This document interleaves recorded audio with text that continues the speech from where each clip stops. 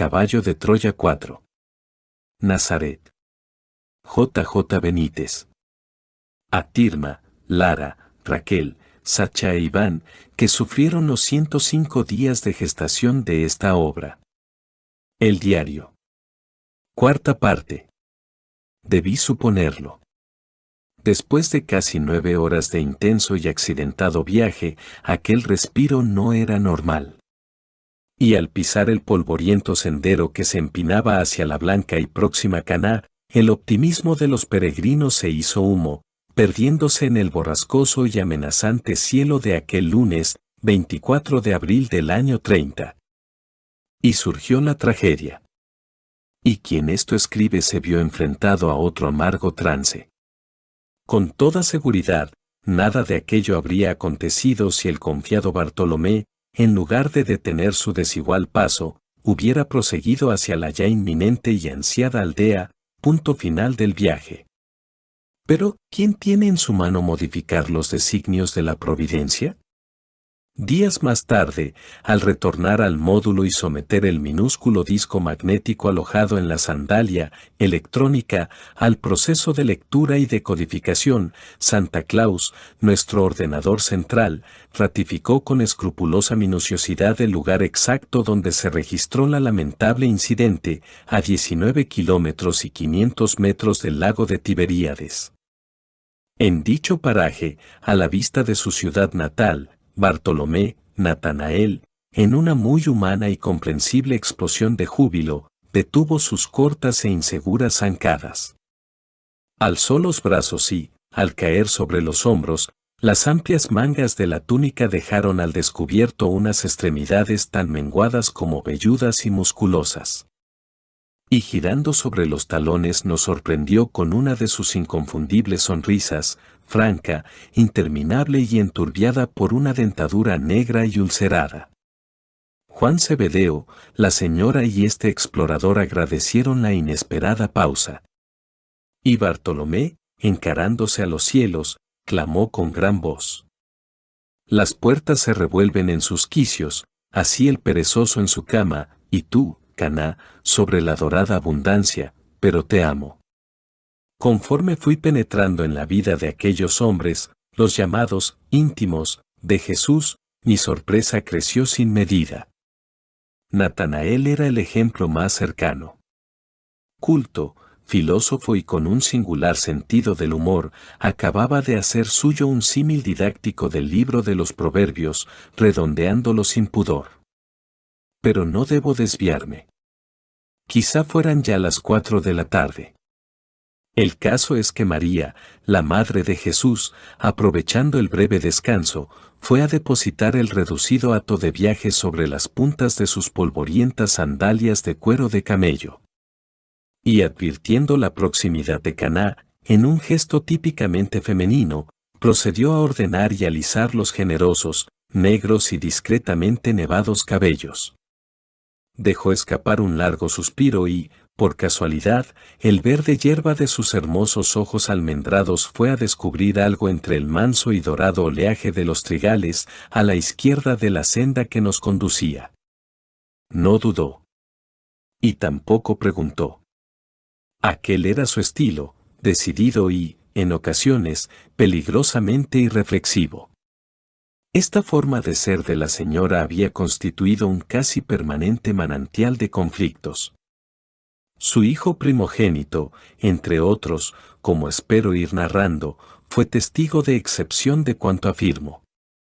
Al principio, ni el complacido Zebedeo ni el eufórico Bartolomé prestaron excesiva atención al súbito alejamiento de María. Pero este explorador, atento siempre, casi en perpetua tensión, fascinado por cada palabra o movimiento de aquellos personajes, la siguió con la mirada, intrigado. Con su nervioso caminar, la señora se situó en la linde del trigal. Y durante algunos segundos permaneció absorta en un cimbreante corro de flores, nacido al socaire de las altas y prometedoras espigas de trigo duro. Acto seguido, segura de su descubrimiento, se dejó caer lenta y suavemente hasta que las rodillas tocaron la roja arcilla. Y con destreza, su mano izquierda fue arrancando unos primeros manojos de flores. Los aproximó al rostro y, entornando los ojos, aspiró profundamente. Cuán ajenos estábamos a lo inminente de la tragedia. Y en un generoso deseo de compartir su hallazgo nos mostró el cuajado ramillete de flores blancas. «Son lirios», exclamó alborozada. Su alegría estaba justificada. Este tipo de flor silvestre, Sosan, según los textos bíblicos, que crece en la Galilea y en el Monte Carmelo, simbolizaba la belleza. En aquel tiempo, esta delicada y aromática flor era asociada a la buena suerte y a unas muy especiales cualidades espirituales. El Libro de los Reyes, y 7, 19-26, el Cantar de los Cantares, 2, 1-2, e Isaías, 35, 1-2, entre otros, la mencionan y enaltecen. El propio Jesús habló de su especial significación.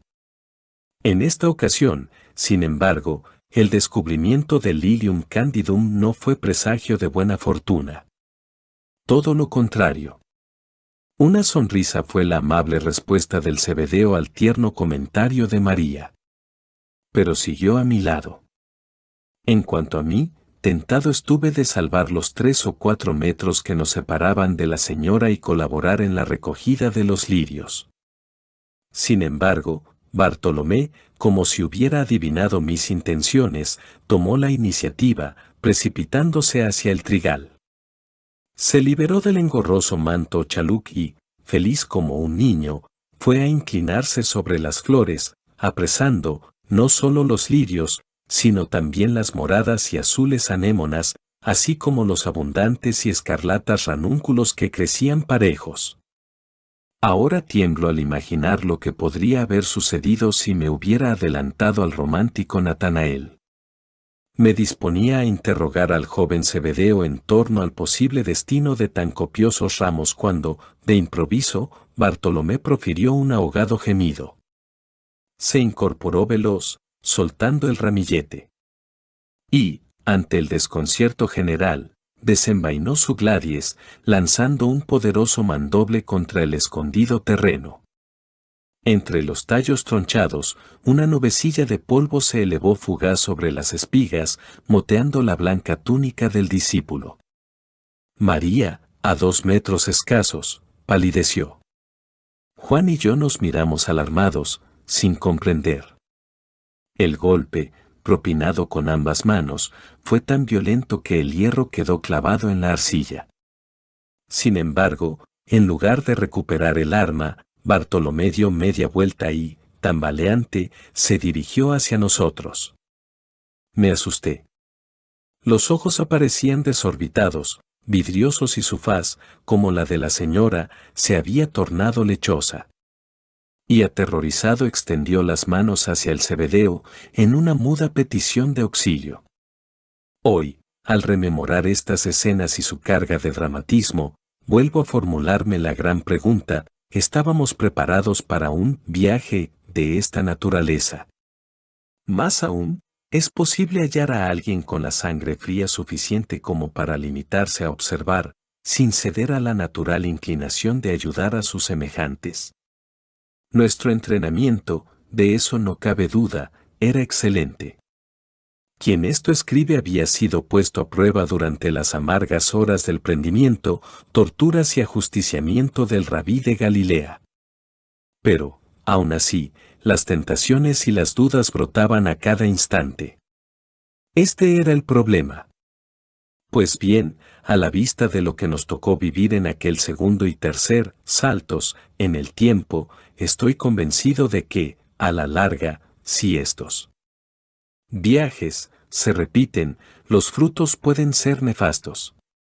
Lo ocurrido a poco más de 2 kilómetros de Caná y en el resto del viaje fue todo un aviso. Dicho queda. Juan, intuyendo el problema, se abalanzó hacia el descompuesto Natanael. También María acudió en su ayuda. En cuanto a mí, perplejo y sin saber a qué atenerme, permanecí en mitad del camino, aferrado a la vara de Moisés, Y, supongo, con una perfecta cara de estúpido. Pero, ahora que lo pienso, observo con desolación que he vuelto a alterar el orden cronológico de esta nueva aventura.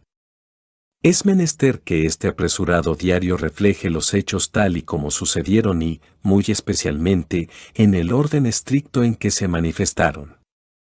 Así debe ser, en beneficio de la verdad. Solicito, pues, disculpas al hipotético lector de estas memorias. Fueron tantos y tan sugestivos los sucesos que nos tocó vivir que, como en esta ocasión, tengo la imperdonable tendencia a trastocarlos. Y aunque lo mío no es escribir, me esforzaré por guardar ese natural e imprescindible orden. Como venía diciendo, esta utilísima exploración fue acometida muy de mañana. El desembarco en la orilla occidental del Yam, al sur de la ciudad de Migdel, se efectuó con celeridad y suma discreción. Los relojes de la cuna debían marcar las 7:15. Y Natanael, tomando la iniciativa, se puso en cabeza de la expedición, adentrándose en la llanura que nos separaba de Amán. Inspiré con fuerza y, dirigiendo una última mirada al lejano promontorio en el que esperaba mi hermano, me situé inmediatamente detrás de Juan, cerrando la escueta comitiva. Una nueva y excitante aventura acababa de empezar. Como narré en su momento, tras las dos asombrosas apariciones del resucitado a orillas del mar de Tiberíades, sus discípulos, divididos a causa de la fogosidad de Simón Pedro, terminaron por pactar. Aguardarían al sábado, 29 de ese mes de abril. Si la tercera y discutida presencia del Maestro no se registraba a lo largo del mencionado sábado, el propio Pedro encabezaría la misión de proclamar la buena nueva de la resurrección y de la, según ellos, inminente llegada del reino. La jornada anterior, domingo, 23 de abril, el que muy pronto sería reconocido como jefe de un sector del primigenio grupo apostólico, había cometido el atrevimiento de convocar al gentío que se agolpaba a las puertas del caserón de los Zebedeo, en Sidán, a una magna asamblea, en aquella misma playa y a la hora nona, las 3 de la tarde, del referido sábado. Entonces, les anunció, os hablaré con más calma. Pobre Simón. Su sorpresa, ese día y en esa multitudinaria reunión, sería épica. La suerte, por tanto, estaba echada. Y los íntimos, de común acuerdo, optaron por aprovechar aquellos días de teórica inactividad para visitar a sus olvidadas familias o, sencillamente, reponerse de los recientes y dolorosos acontecimientos acaecidos en Jerusalén. Esta circunstancia, no prevista por Caballo de Troya, vendría a enriquecer nuestra misión, permitiendo a quien esto escribe un más fácil acceso a la aldea de Nazaret. La magnífica oportunidad, a pesar de sus peligros y naturales dificultades, podía abrirnos un insospechado campo en el conocimiento de los años ocultos, o supuestamente ocultos, de Jesús. Y la providencia, una vez más, fue generosa con estos esforzados exploradores. Como creo haber mencionado, Juan de Zebedeo se brindó a velar por la seguridad de María durante tales jornadas. Y yo acepté encantado la invitación para acompañarlos. En cuanto al segundo discípulo, Bartolomé, tal y como referí oportunamente, caminaría a nuestro lado, deteniéndose en su ciudad de origen, Caná. A la vuelta, prevista para el viernes, 28, Natanael esperaría nuestro obligado paso por la población de sus mayores, retornando al lago en compañía del Zebedeo y de este, pagano, mitad adivino, mitad traficante, en vinos y maderas, mitad sanador. Sobre el papel, mi cometido en Nazaret no presentaba especiales complicaciones. Con sumo tacto, eso sí, debería ingeniármelas para reunir un máximo de información, verificando, hasta donde fuera viable, los datos obtenidos hasta esos momentos. No me importa insistir. No discutiré si los llamados evangelistas acertaron o no en su trabajo. Quien se enfrente a estos diarios podrá juzgar por sí mismo. De lo que estoy seguro es de que una auténtica aproximación a la vida y al mensaje del Hijo del Hombre requiere, cuando menos, una visión panorámica de toda su existencia. Mutilar su encarnación, ofreciendo tan solo los 3 postreros años de dicha vida, es injusto e irresponsable.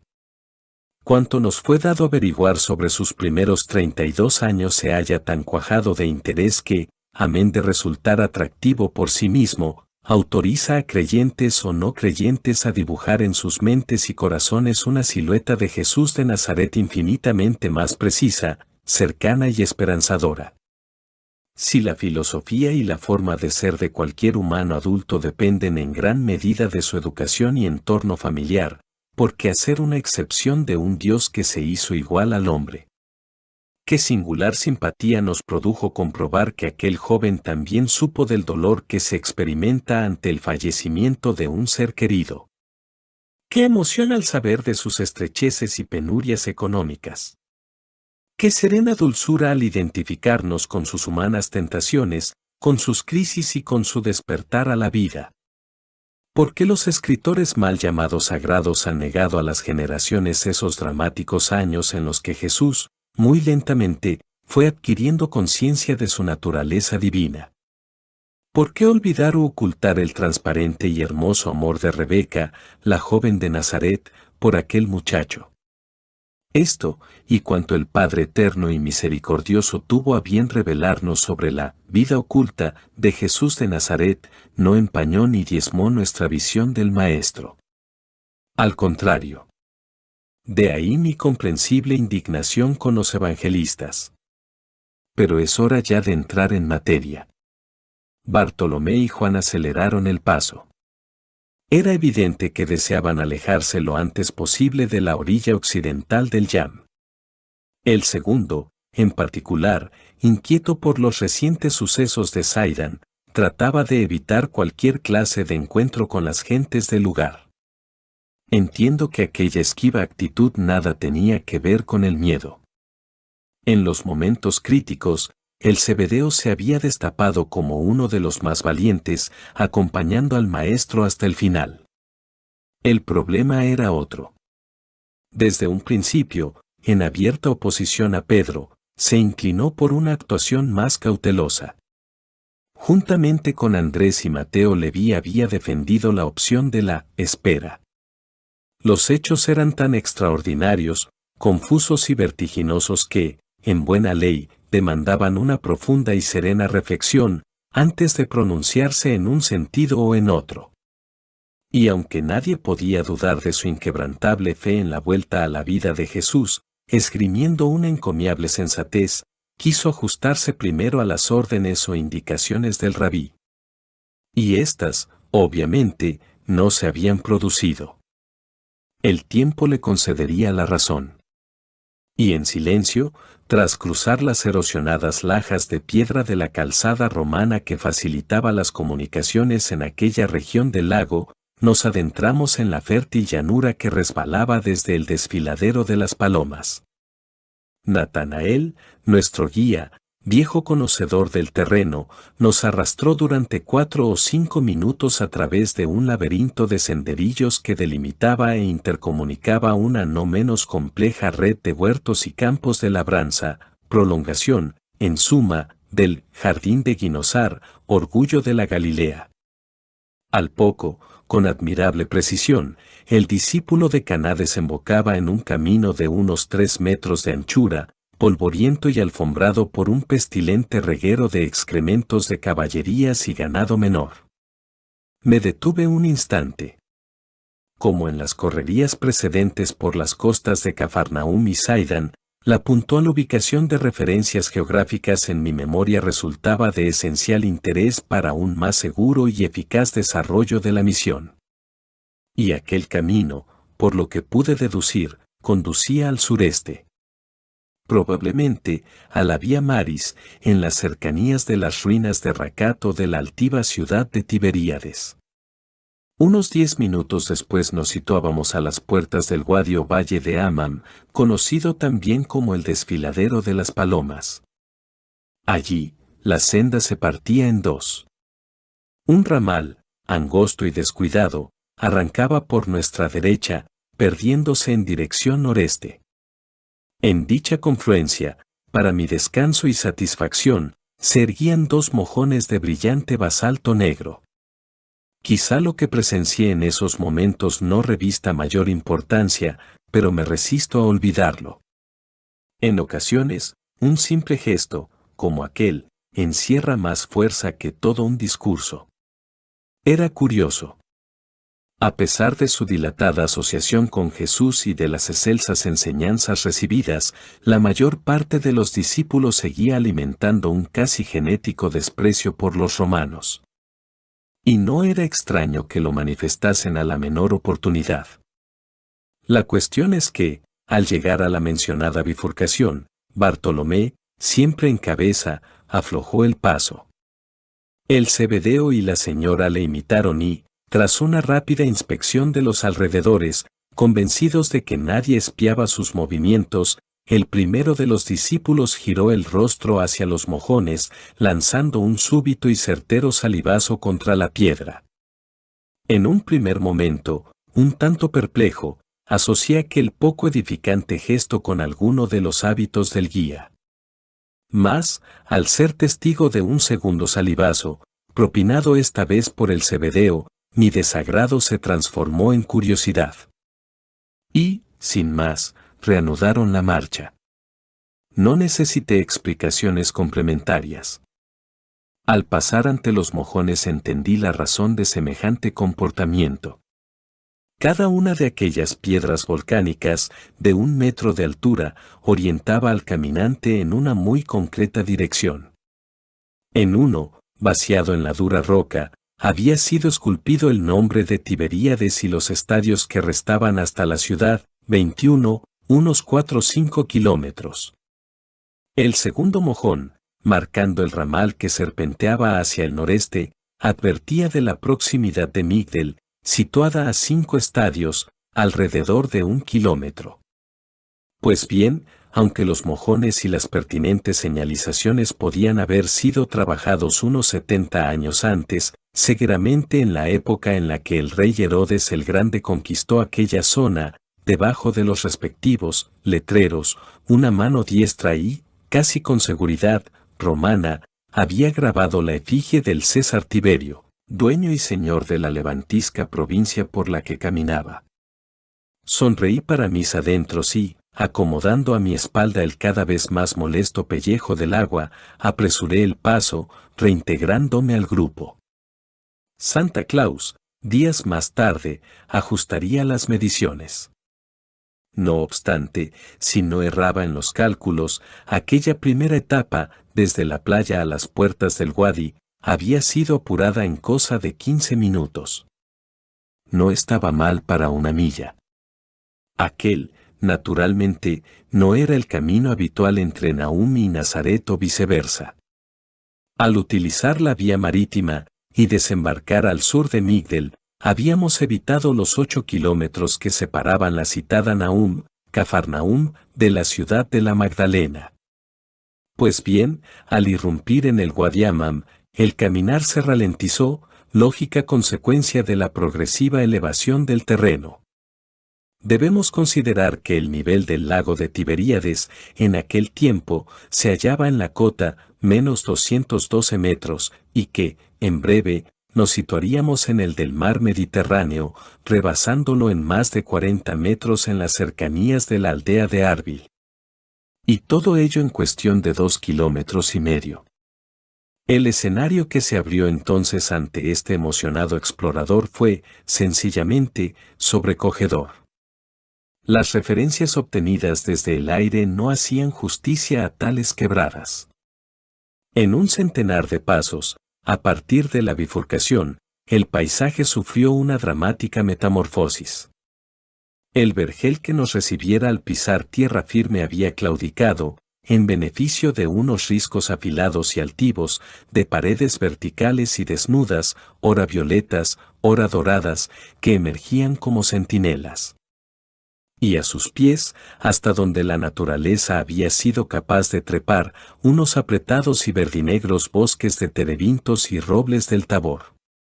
Y en el fondo de semejante desfiladero, sirviéndonos de milagroso guía, aquel torturado camino de polvo y tierra, hecho costra con el correr de los años. Una senda que debía ser abierta y despejada regularmente ante el imparable y enmarañado avance de la maleza, regada con generosidad por susurrantes hilos de agua, huidos todos de las alturas. De vez en vez, en los recodos del camino, bandadas de palomas remontaban el vuelo precipitada y ruidosamente, zarandeando los cañaverales y los macizos de venenosas adelfas. Y perezosamente, con desgana, las charcas en las que habían sido sorprendidas iban recobrando su transparencia. El tableteo de las palomas bravías alertaba a otras colonias de aves que, a su vez, en blancos quiebros, despertaban un eco interminable. Y en una deliciosa locura alada, los inquilinos de la garganta, pesados y negros cuervos, fulminantes vencejos de afiladas colas, azulados y asustadizos roqueros solitarios, bisbitas de las montañas, gorriones chillones y emigrantes escribanos cenicientos, planeaban de cornisa en cornisa o de gruta en gruta, alzándose sin esfuerzo hacia la cima del picacho que gobernaba el quebrado paraje, el jaro Monte Árbil, de 389 metros de altitud. A los 20 minutos de marcha de esta segunda etapa, en uno de los más pronunciados repechos, con un desnivel superior a los 40 grados, María, sudorosa y jadeante, lanzó un pequeño grito, llamando la atención del hombre de cabeza. Necesitaba descansar y recuperar el aliento. Bartolomé se detuvo entre protestas. Pero el Zebedeo, comprensivo, se deshizo del petate, acudiendo solícito en ayuda de la señora. Esta, acomodándose en una de las rocas que menudeaban a lo largo de la senda, agradeció el pañolón que acababa de ofrecerle Juan, enjugando el sudor del rostro y cuello. Y, adelantándome a sus deseos, extraje el tapón de madera que cerraba el mugriento y embreado odre, colmando la escudilla que colgaba del pellejo. Al aproximarle el agua, María dulcificó la mirada, esbozando una de sus cálidas sonrisas. Dios. La reconocí al punto. Aquella era la sonrisa de su hijo. Limpia. Acogedora. Irresistible. Y un escalofrío me dejó sin habla. Los rudos modales de Natanael, reclamando su ración de agua, abortaron tan entrañables recuerdos, devolviéndome a la realidad. A pesar de su falta de tacto, aquel discípulo poseía un corazón noble y confiado. Poco a poco iría descubriéndolo. Ni el Zebedeo ni yo probamos el agua. El primero, supongo, porque no la necesitaba. En cuanto a mí, como ya expliqué, por estrictas razones de seguridad. En el fondo, aunque ninguno lo reconociera abiertamente, todos agradecimos la pausa. Y durante algunos minutos, cada cual se hundió en sus personales preocupaciones. Una ligera y fresca brisa, preludio del primaveral Maharavit, el viento que viaja a diario desde el Mediterráneo hasta el lago hacía oscilar los hisopos sirios y las altas espadañas, provocando el cabeceo de los vescuecilus de laurel y perfumando el desfiladero con el aceite volátil de sus verdes y correosas hojas. Alcé los ojos. El cielo, plomizo, navegaba con prisas hacia el este.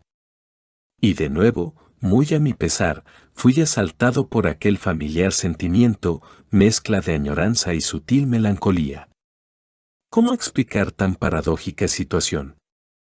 Éramos exploradores. Unos observadores, de otro tiempo, con una fría y calculada misión, reunir las piezas de la historia humana de un hombre llamado Jesús de Nazaret. En su código, caballo de Troya prohibía hasta la más niña debilidad de sus navegantes. Se nos exigía valor, astucia, una notable reserva de conocimientos de toda índole y, en especial, un corazón de hielo. ¿Cuán vana resulta a veces la inteligencia? ¿O es que cabe encarcelar los sentimientos? Allí estaba la prueba. Por más que luchase, por muy grande que fuera mi capacidad de olvido, el magnetismo de aquel hombre estaba derribando todos los códigos. Al igual que aquellos Galileos, yo también le echaba de menos. Y por un momento le imaginé avanzando por el Wadi, con sus largas e inconfundibles zancadas. De pronto, algo vino a quebrar el cristal de tan apacible descanso. Fue tan inesperado como grotesco. Pero me ayudó a profundizar en el temperamento del prácticamente desconocido Bartolomé. En uno de los relampagueantes vuelos sobre las cabezas de aquellos confiados caminantes, una de las especies rocosas, la coyalba rubia, acertó a evacuar sus blancos excrementos sobre el adormilado Natanael. El fulminante impacto, en pleno hombro izquierdo, arruinó el impecable manto de lana. En segundos, el grupo pasó de la estupefacción a una inocente y contagiosa risa. Juan fue el primero en estallar, arrastrando en su algazara a la señora y a quien esto escribe. Bartolomé, congestionado por la ira, se despegó de la roca sobre la que se había recostado y, alzándose, recorrió con la vista las paredes del desfiladero, a la búsqueda de la atrevida coyalba. Por un momento, el general e incontenible regocijo me hizo temer lo peor. Pero el discípulo, aparentemente ajeno a la hilaridad de sus compañeros, continuó blandiendo el puño izquierdo, descalificando a toda criatura que pudiera volar con una irreproducible sarta de juramentos y maldiciones. Cuando, finalmente, comprendió lo inútil de su comportamiento, la gruesa y pentagonal cara se dirigió al mancillado Chaluc. Y los negros y expresivos ojos se cerraron, al tiempo que presionaba las mandíbulas y arrugaba el ceño, en una mueca de repulsión. Las tupidas y largas pestañas oscilaron nerviosamente. Por fin, su atención descendió hasta nosotros. Atónito, observó primero las atropelladas carcajadas de Juan. Acto seguido paseó la mirada por aquel poco caritativo, griego, que, a decir verdad, hacía ímprobos esfuerzos por disimular. Por último, lanzando una inquisidora ojeada a las lágrimas que humedecían los pómulos de la señora, consecuencia del intenso acceso de risa, el bueno de Bartolomé cedió. Y obedeciendo a sus más íntimos impulsos se unió al regocijo general, soltando una carcajada que atronó el desfiladero, descolocando de nuevo a sus alados huéspedes. Francamente, me sentí aliviado. Así era Natanael, uno de los 11, franco, indeciso, falto de tacto, indulgente y, por encima de todo, amigo de sus amigos. En los modernos esquemas de la tipología de Ernest Kretschmer, seguramente hubiera encajado en el denominado tipo pícnico, con altas dosis de un temperamento ciclotímico. Con Tomás era el más bajo de estatura, alrededor de unas 58 metros. Sufría una clara propensión a la acumulación de grasa. Su vientre avanzado, como el de Simón Pedro, era la viva manifestación de dicha tendencia. Como buen pícnico, destacaba por la suavidad de sus líneas, por un esqueleto frágil, unas extremidades cortas y un hirsutismo, cuerpo muy velloso, que le había valido el sobrenombre de oso. Con el paso del tiempo detectaría en su organismo una notable hipertensión arterial y una hiperfunción suprarrenal. El rostro, más ancho que alto, semejaba un escudo. De él colgaba una barba de una cuarta, cana, rizada y abierta en abanico. Una extrema sensualidad aleteaba en sus labios, carnosos y permanentemente humedecidos. Los ojos me llamaron la atención desde el principio. Interminablemente negros y profundos, venían a equilibrar sus mal llevados 30 años. La nariz, en cambio, era el remate a su escaso atractivo físico. Mal formada y redonda como una pelota de golf, presentaba unas llamativas telangiectaches o dilataciones localizadas de los vasos capilares de reducido calibre. Las iniciales sospechas quedarían confirmadas en la tercera y apasionante aventura. Aquel antiestético angioma simple guardaba una estrecha relación con la desmedida veneración de Bartolomé por el vino. En contraposición a la abundante y extendida vellosidad, una prematura calvicie ganaba terreno en la parte superior del cráneo, dibujando una escandalosa coronilla. El oso de Caná cubría habitualmente su cuerpo con una túnica blanca de lana, siempre inmaculada, y un ropón castaño, con anchas franjas verticales, igualmente blancas.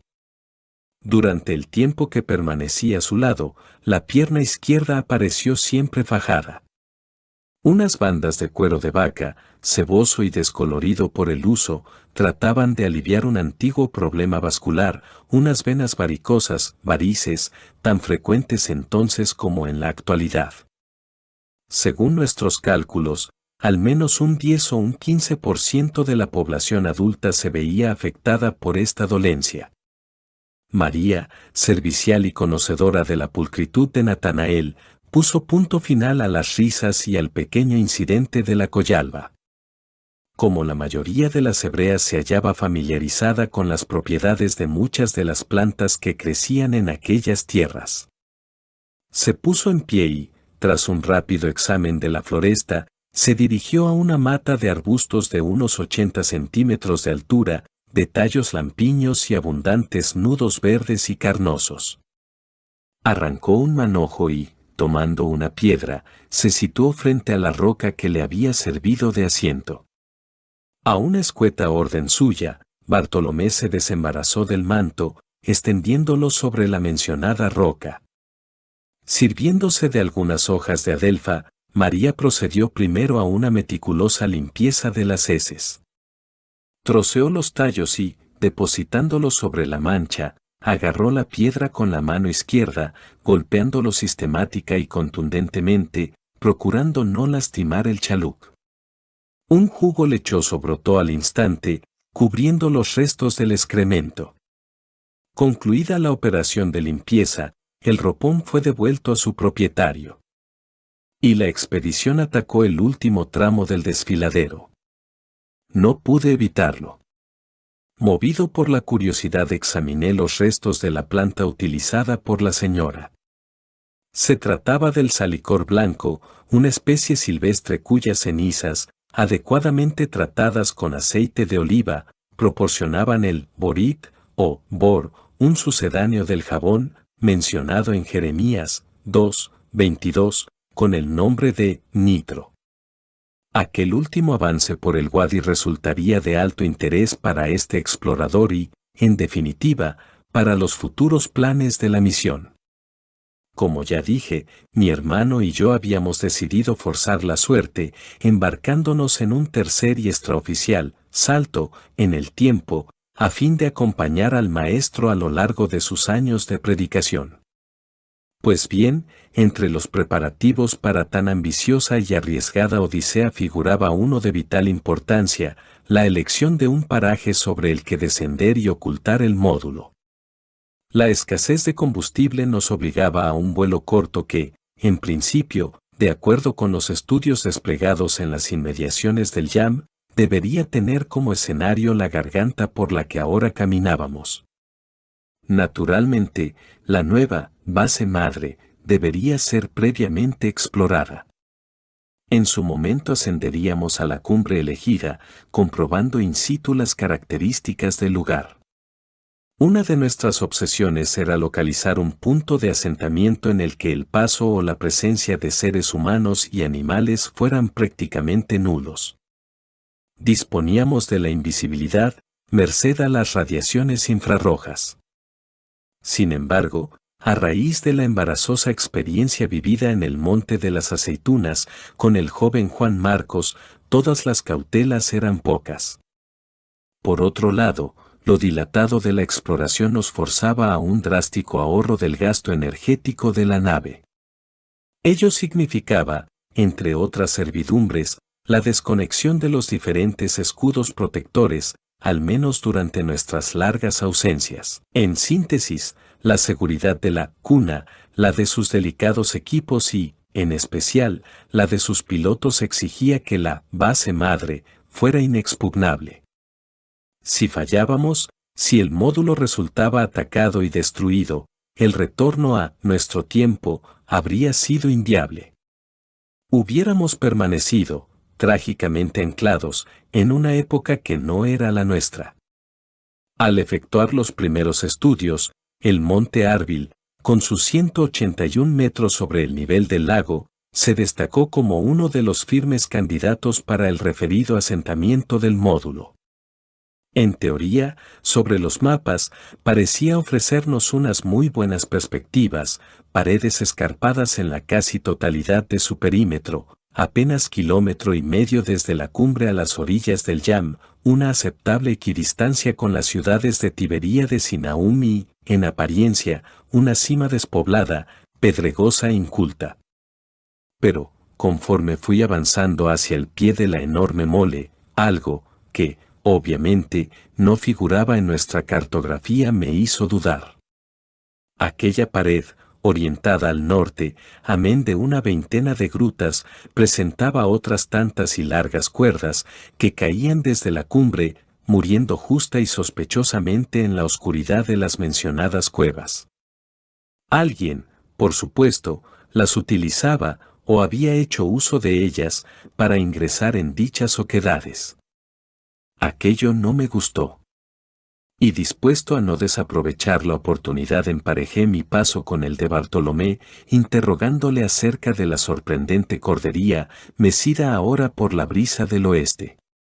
El discípulo, como si hubiera mentado a alguno de los espíritus maléficos que, según ellos, acechan al caminante en las ruinas o a la sombra de ciertos árboles, torció el gesto, mascullando un «maldita sea tu madre». Y extrayendo de la bolsa que colgaba del ceñidor uno de los tefilín, un pequeño estuche de cuero negro, en forma de dado, de apenas 3 centímetros de lado, o filacteria, que se anudaba en el brazo izquierdo o en la frente durante la oración, procedió a amarrarlo alrededor de la cabeza. Quedé en suspenso, ciertamente dolido por el desaire del Galileo. Poco a poco iría acostumbrándome a esta manera de ser para con los paganos. En el fondo, mía era la culpa. El grado de superstición de aquel pueblo era tal que uno se veía obligado a medir hasta el más liviano de los comentarios. Y Natanael, fiel a la tradición religiosa de su pueblo, entonó uno de los versículos encerrados en el tefilín, el 5º del Salmo XI, no tendrás que temer los espantos nocturnos, ni las saetas que vuelan de día. Una tradición, dicho sea de paso, que aún perdura entre los católicos, aunque, lógicamente, con una intencionalidad diferente. Si la memoria no me traiciona, este mismo salmo se reza hoy en completas. Juan, intrigado por el cuchicheo de Bartolomé, se situó a mi lado. Le expuse lo ocurrido y, sonriendo con benevolencia, aclaró el porqué de la enojosa situación. La sola mención de aquellas grutas, infestadas de atalef, murciélagos y, lo que era peor, de bandidos, podía atraer a estos seres inmundos, acarreando a los caminantes toda clase de infortunios. Comprendí entonces la irritación de Natanael y, simulando una total desolación, le rogué disculpara a tan ignorante y torpe compañero de viaje. El decana aceptó mis excusas, pero, recalcitrante, continuó con sus rezos, forzando la marcha, bandidos. Aquello sí era interesante. Y el Zebedeo me puso al corriente. A pesar de las severas medidas adoptadas en su tiempo por el rey Herodes el Grande y posteriormente por el gobierno de Roma contra los salteadores de caminos, lo accidentado de aquel wadi y la proliferación de cuevas en las desnudas paredes rocosas del desfiladero hacían extremadamente difícil la erradicación de dichos bandidos. Algunas de estas bandas de sangrientos nómadas o seminómadas, integradas en la mayoría de los casos por esclavos huidos, desheredados de la fortuna y sicarios, procedentes de las partidas que se levantaban regularmente contra el poder establecido, habían fijado su cuartel general en las profundidades de aquellas cavernas, accediendo a ellas o abandonándolas, según conviniera, con el concurso de las maromas que se precipitaban desde la cima y que las conectaban entre sí. Este latente peligro, como es de suponer, nos obligaría a olvidar la cumbre del Jararbil, así como el resto de los picachos que daban forma al desfiladero. La futura base madre debería ser ubicada en un paraje más seguro. El problema era dónde. La orilla oriental del lago, aunque menos poblada, nos apartaba en demasía de los núcleos humanos en los que había actuado el maestro. En la reserva figuraba una segunda alternativa, un jar de 138 metros sobre el nivel del Kenneret, el Rabid, a unos 3 kilómetros al noroeste del Wadi Amam y a poco más de 8, en línea recta, del promontorio donde descansaba el módulo. Pero dejaré este asunto para más adelante. De acuerdo con la información suministrada por la sandalia electrónica, la salida del desfiladero de las Palomas tuvo lugar hacia las 8 horas y 10 minutos.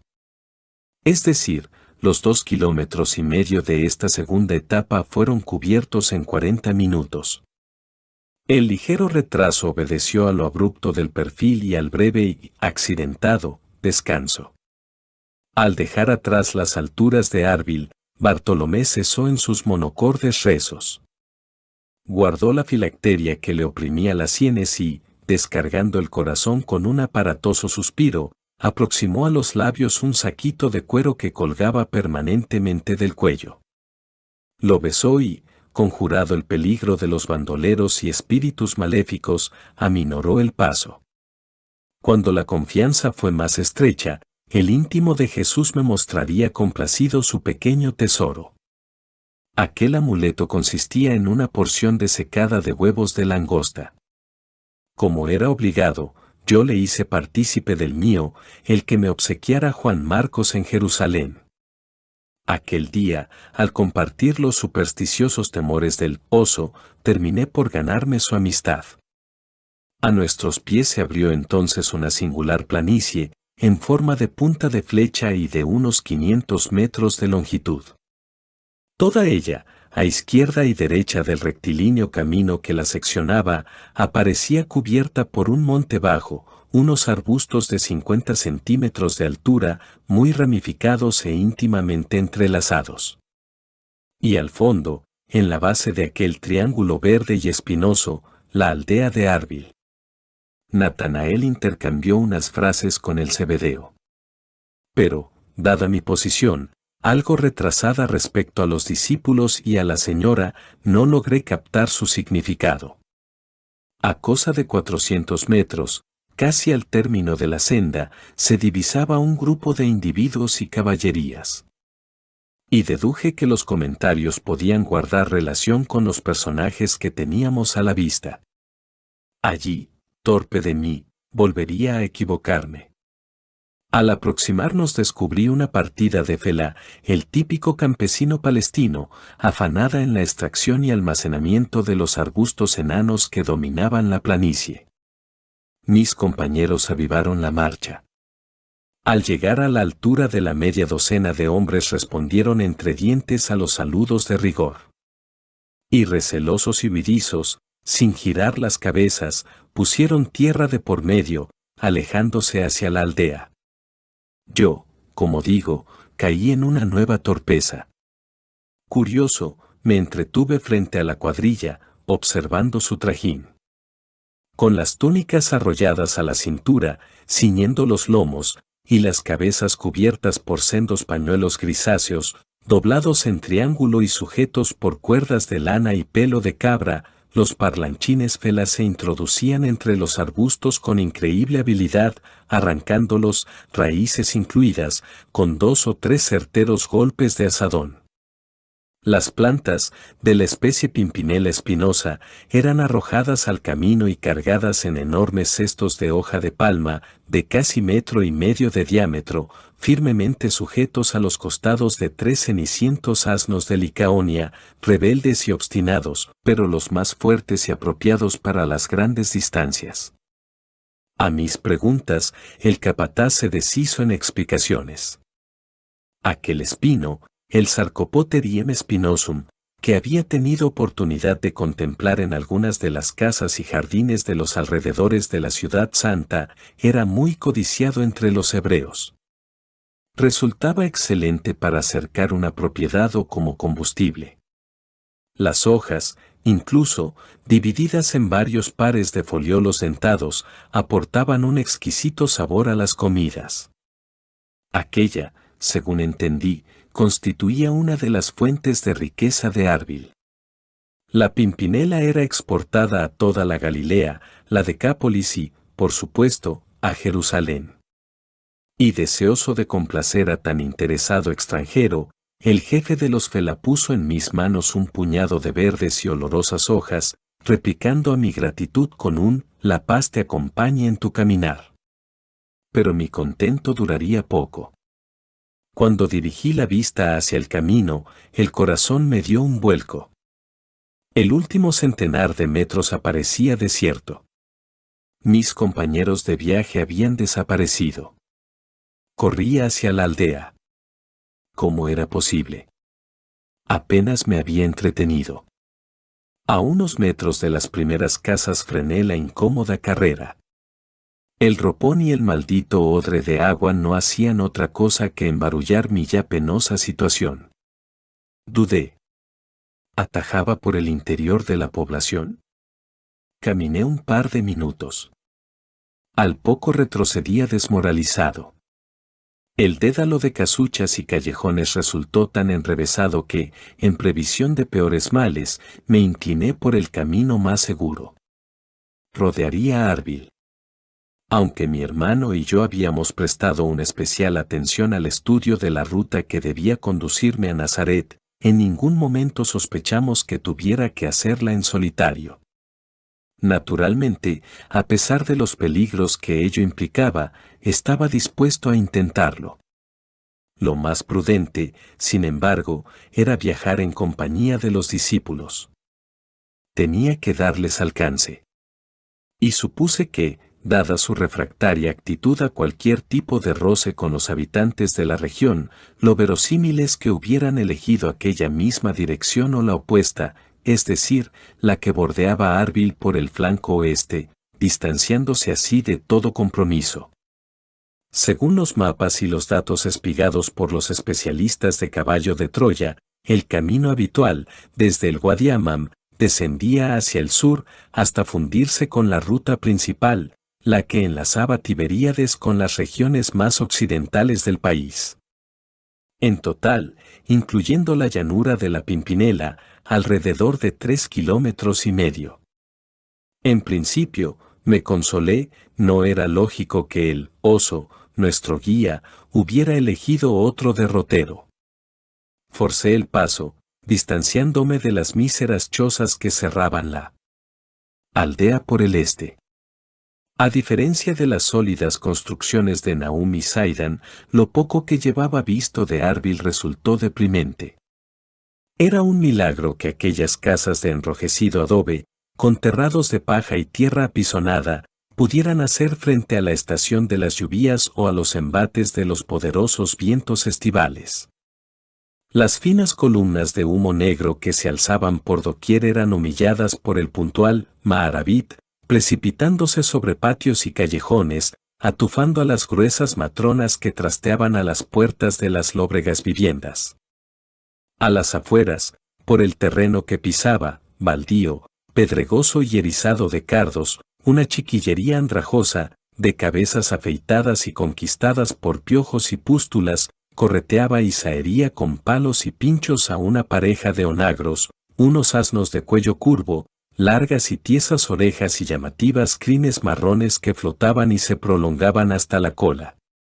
Con los remos delanteros trabados por sendas cuerdas, estos vigorosos cuadrúpedos pugnaban por distanciarse de los pequeños y chillones diablillos, coceando cada vez que uno de ellos mortificaba sus cuartos traseros con los cardos o las irritantes ortigas.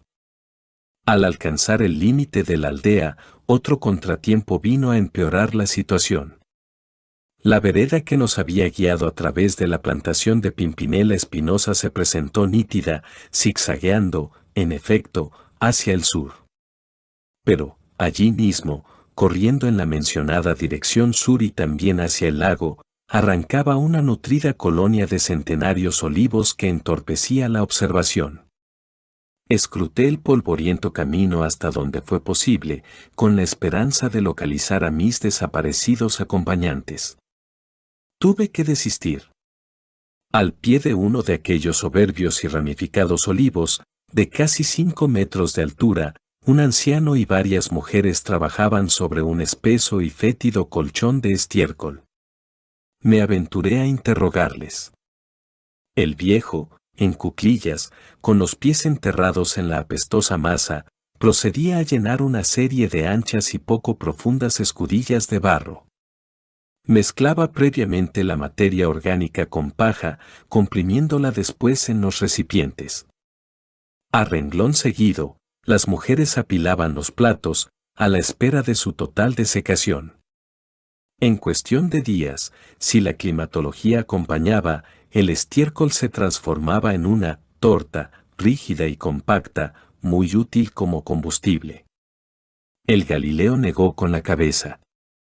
Ni él ni las hebreas habían sido testigos del paso de aquellos 3 caminantes. La circunstancia de que se hallaran al filo de la vereda, prácticamente desde el amanecer, me sumió en una confusión total. Tanto si hubieran cruzado por el interior de Arbil, como por el extrarradio, aquellas gentes deberían de haber observado su presencia. Y confuso y desalentado traté de ordenar mis pensamientos. ¿Qué podía hacer? Analicemos la situación, me dije a mí mismo. La señora y los discípulos se han esfumado. Con un poco de suerte, la treintena de kilómetros que me separa de Nazaret puede estar resuelta en 4 o 5 horas. Recostado sobre el rugoso brazo de uno de los olivos, con Arbil a mis espaldas y la inquietante incógnita al frente, dudé peligrosamente. ¿Volvía al lago, junto a Eliseo? ¿Dejaba pasar aquella oportunidad? Mi hermano hubiera aprobado la prudente decisión. Curtis no era partidario de largas marchas en solitario. Pero no. Y, decidido a ultimar la misión, acaricié el extremo superior de la vara de Moisés al encuentro con el dispositivo que accionaba los ultrasonidos. Debía confiar. Mi protección, al menos en teoría, se hallaba perfectamente calculada. Inspeccioné las crótalos, me puse en pie y, cargando los pulmones con el fresco perfume de las diminutas flores blancas que alegraban el azul verdoso del olivar, lancé una cautelosa mirada al sendero que me aguardaba. No había tiempo que perder. Además, la intuición me decía que, tarde o temprano, me reuniría con mis amigos. Tarde o temprano. En ese preciso instante, a punto de partir hacia lo desconocido, la providencia tuvo piedad de mí. Y una mano se desplomó con fuerza sobre mi hombro izquierdo. La respuesta fue una descarga de adrenalina. Giré la cabeza con lentitud, preparando los músculos para una posible contingencia. Pero el supuesto agresor me recibió con una familiar sonrisa. Y sus negros ojos se iluminaron. Era Juan de Zebedeo. Le contemplé perplejo. A un centenar de pasos distinguí la frágil silueta de María y el bamboleante paso del oso. Procedían de Arbil. ¿Qué ha sucedido? Tartamudeé, tan atónito como complacido. Mi amigo señaló hacia la señora y, en tono displicente, replicó: cosas de mujeres. Ninguna pasa por la aldea de las redes sin adquirir un tul. Estábamos preocupados. ¿Dónde te has metido? El incidente quedó despejado cuando María, radiante, obedeciendo a los requerimientos del cebedeo, pasó a mostrarme un paquete alargado, de unos 35 centímetros de longitud. En su interior descubrí una red meticulosamente plegada, confeccionada a base de lino. Los hilos tenían la suave tonalidad castaño amarillenta del lino viejo. La red en cuestión se hallaba ligada con una cuerda trenzada con filamentos de palmera de unos 6 milímetros de espesor. El trabajo era excelente. Tanto las mallas, de unos 40 milímetros entre nudos, como el entrelazado de los hilos, 3 principales muy enrollados, denotaban una paciente y experta labor. Este tul de mujeres, en el lenguaje popular, era muy apreciado por las hebreas, que lo destinaban principalmente a la sujeción del cabello. Arbil, en efecto, con sus escasos 1000 habitantes, había adquirido una notable popularidad, merced a su próspera industria de cordelería y a la fabricación de toda suerte de redes, incluyendo los necesarios complementos para las faenas de pesca de sus vecinos del Yam, pesas de piedra y arcilla, boyas de madera y corteza de árbol y agujas de hueso, sicomoro y metal con las que remendar las artes. En este sentido, Nazaret me reservaba una curiosa e impensable sorpresa. Durante buena parte de aquella, para mí, tercera etapa del viaje, Natanael no dejó de refunfuñar. La media hora aparentemente perdida en Arbil, por un motivo tan fútil, le había exasperado. Hoy, los cristianos tienen una imagen muy distorsionada de los llamados apóstoles. A decir verdad, esas ideas, que elevan a estos hombres a absurdas cotas de santidad, comprensión y benevolencia, están cimentadas en tradiciones tan posteriores como falsas. La realidad cotidiana era otra. En aquel tiempo, con las excepciones de los hermanos Zebedeo, que conocían y estimaban a la familia de Jesús desde antaño, el resto de los 12 enjuiciaba a las mujeres con el mismo rasero que la generalidad de la sociedad judía. Creo haberlo explicado, la mujer era una criatura de segundo orden, mentirosa por naturaleza y sujeta siempre a la autoridad del varón. Y María, a pesar de su condición de madre terrenal del Maestro, no se veía libre de tan lamentable servidumbre. También es cierto que, dado su fortísimo temperamento, los íntimos procuraban no contradecirla. Sin embargo, en el caso que nos ocupa, el talante intransigente de Bartolomé fue más fuerte, originando una agria y estéril disputa. La señora, que raramente asumía una recriminación, en especial si la estimaba injusta o fuera de tono, trató de razonar, pero el oso de Caná, con su habitual falta de tacto, continuó empecinado en sus argumentos, tachando a María de frívola y desconsiderada. Para el Zebedeo, como digo, estas discusiones carecían de importancia. Y ajeno a la pelea, con un más acusado sentido práctico que su compañero, aceleró la marcha, tirando del grupo y tratando de ganar el tiempo perdido. Por fortuna, a medio camino, vimos aproximarse entre los añosos olivos una cansina reata de asnos, cargada con unos abultados fardos que tropezaban a cada momento con el ramaje. Juan se detuvo, cambiando algunas palabras con los 3 individuos que arreaban y guardaban a los animales. El encuentro fue providencial. Bartolomé, olvidando el enojoso asunto de la red, se incorporó a la conversación y María, prudentemente, se mantuvo a un lado. Eran vecinos de Séforis, la capital oficial y administrativa de la Galilea. Como burreros, una de las profesiones más comunes en aquel país montañoso y accidentado, cumplían el encargo de transportar una sustanciosa carga de lino recién cavado a la localidad de Arbil. Los caminos estrechos y pedregosos de la mayor parte de Israel habían convertido al burro en el medio ideal de transporte. Muchos campesinos y pequeños o medianos artesanos, ante la imposibilidad de trasladar sus respectivos géneros a los mercados, alquilaban los servicios de estos burreros que, frecuentemente, se unían entre sí, constituyendo florecientes empresas. El desarrollo de este comercio fue tal que, a fin de evitar los lógicos abusos, los rabinos se vieron en la necesidad de legislar hasta los más pequeños detalles. El costo del transporte variaba según el tipo de terreno, las distancias o la naturaleza de la carga. Por supuesto, la peligrosidad del oficio les obligaba a viajar armados. Este era el caso de los 3 galileos con los que habíamos topado. Cada uno portaba en la faja una espada corta, un gladies, y sendos puñales de unos 30 centímetros, con empuñaduras de hueso y labradas al estilo egipcio. Durante el breve parlamento, discípulos y burreros se interrogaron mutuamente. Ambas partes deseaban saber si el camino recorrido por unos y otros hasta esos momentos se hallaba libre de contratiempos. Al parecer, la ruta hacia Canaán no había ofrecido problemas a los de Séforis. El único y desagradable tropiezo, advirtieron los burreros, lo constituyó una patrulla romana a caballo, una turma. Y los 5 galileos, siguiendo un viejo ritual, escupieron simultáneamente. Debíamos estar prevenidos.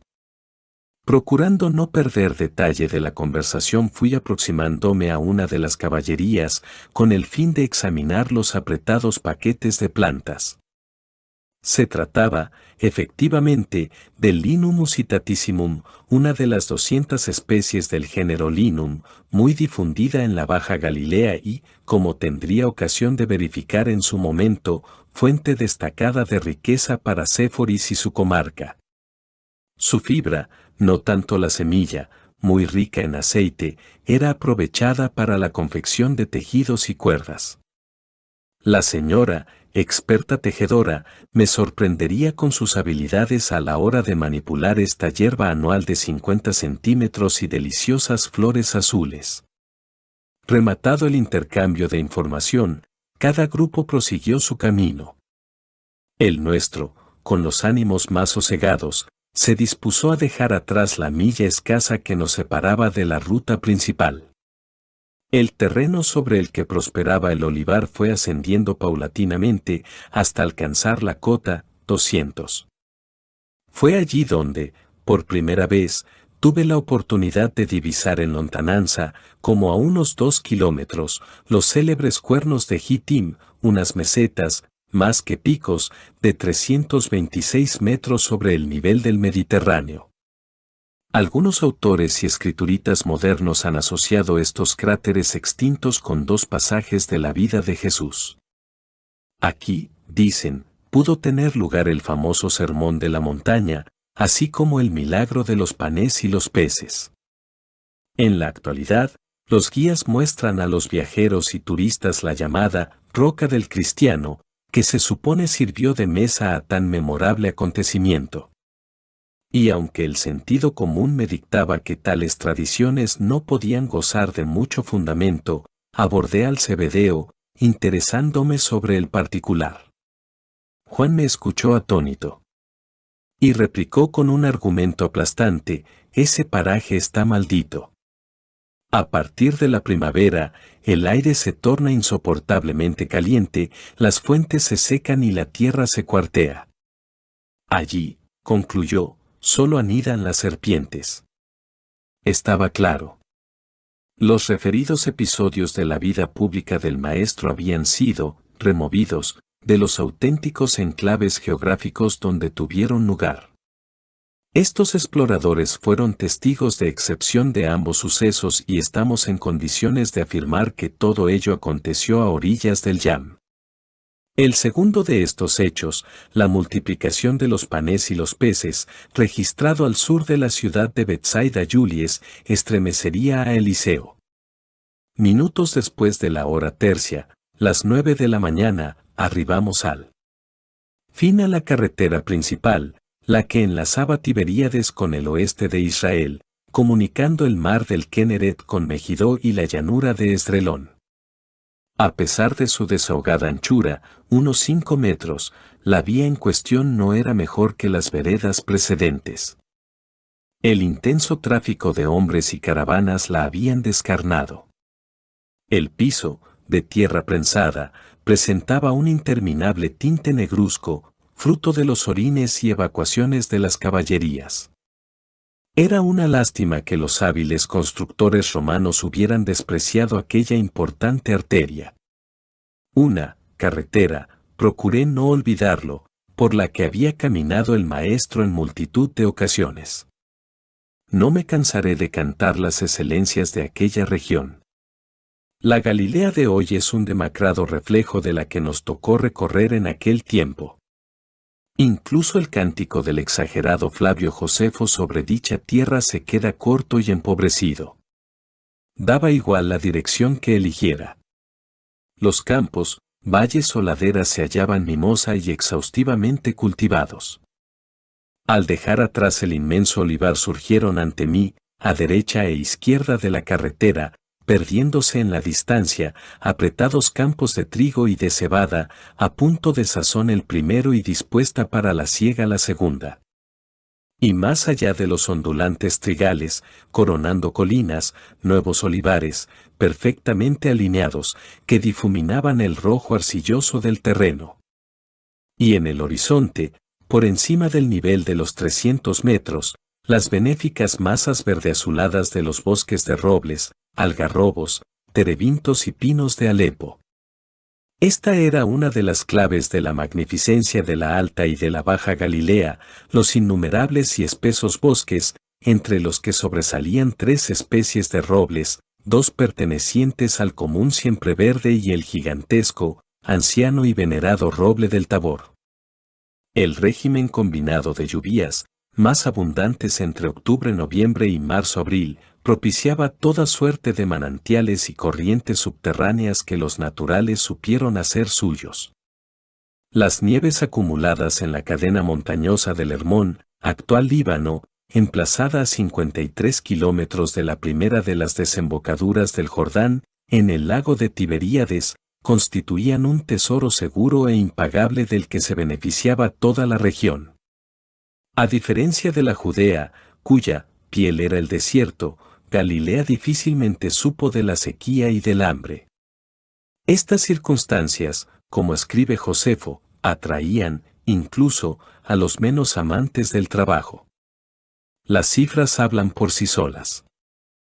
En vida del maestro, aquella comarca de 111 kilómetros, de norte a sur, por 55, de este a oeste, agrupaba un total de 15 ciudades fortificadas y 204 aldeas, con una población total que se aproximaba a los 800.000 individuos.